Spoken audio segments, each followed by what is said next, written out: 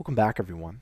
Okay, we can actually add in a search button as well. So what we can do is let's add in a search, and we're going to say input type, and of course, what is this going to equal? Gorilla. No, I'm just kidding. It's going to equal search, and the name is going to equal search. Simply put, and we'll put a break after this.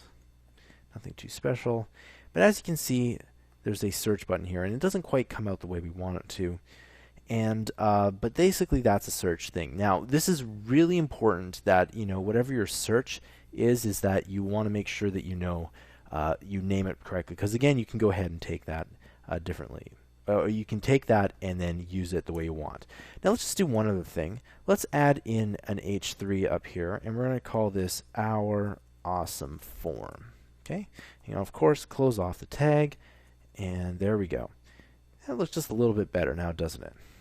Okay, I'll see you guys next time.